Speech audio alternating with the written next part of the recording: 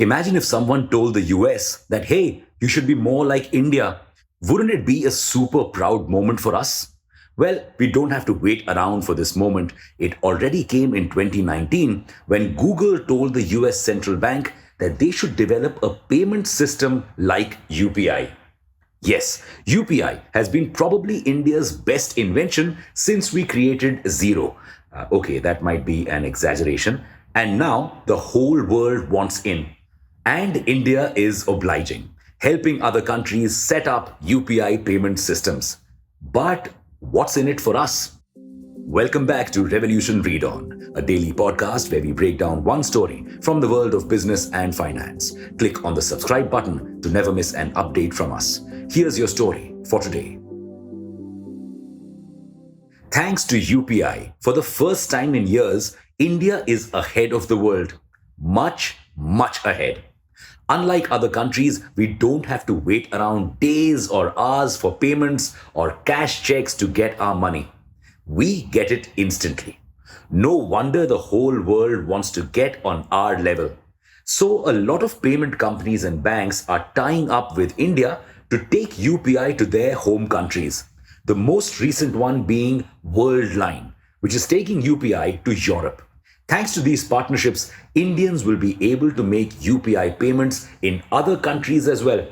And though it will take a lot of time, a lot of tech, and a lot of regulatory compliance, maybe, just maybe, these countries could soon accept UPI for their domestic payments as well. This will obviously help foreign economies a lot.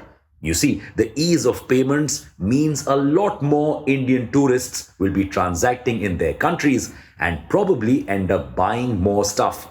And if they go domestic, everyone wins. UPI's low transaction charges have helped us save $12.6 billion.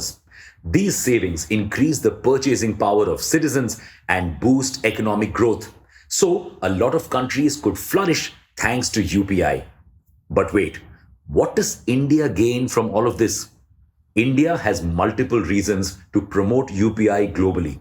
You see, we Indians are everywhere, on every continent. And these Indians send a lot of money back home from these continents. So, India receives the highest number of remittances, approximately $87 billion in 2022. Now, this money either comes through bank transfers or through institutions like Western Union. And the transaction charges on these remittances are super high, approximately 5 to 9.3%. In fact, Indians lost 219 billion rupees in 2020 to these transaction charges. UPI, which doesn't have transaction charges, could solve this problem. This will bring more money into India and help us grow. What's more, this will also give us freedom from SWIFT. Huh? Society for Worldwide Interbank Financial Telecommunications, or SWIFT, is an independent financial system that helps banks across the world communicate and transfer funds. From remittance transfers to import dues, everything passes through the SWIFT system, which is why it is super important. But SWIFT is as independent as an Indian child living with their parents, only in name. It is mostly controlled by Western nations, and these nations can come together to ban anybody from using the system. That's what happened with Russia when it started the Russia-Ukraine war.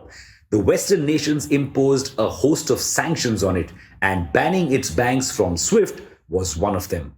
Thanks to this, Russia couldn't receive a lot of its payments and it lost 10 to 15% of its GDP.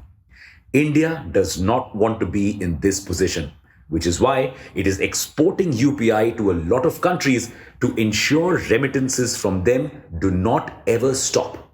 And the move could be great for banks and UPI supporting apps as well.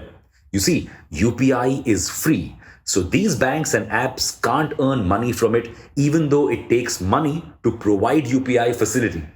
Now, an international payment would also not bring them transaction charges, but they would get some money as a currency conversion charge and GST, which could help them earn revenue. Apps like Google Pay and Paytm could then also tap into foreign markets and use this UPI data to provide other financial products like loans and insurance. So it's a win win for us from all sides. The only problem? Compliance. And this could be the only barrier stopping other countries from adopting UPI. So, the National Payments Corporation of India needs to ensure that our current partnerships run smoothly. This could encourage other countries to also come on board. What other benefits do you think we can get from UPI going global? Do you think it could eventually facilitate rupee trade with countries? Well, only time will tell. With that, it's a wrap on your story for today. Thank you for listening in. We'll be back tomorrow.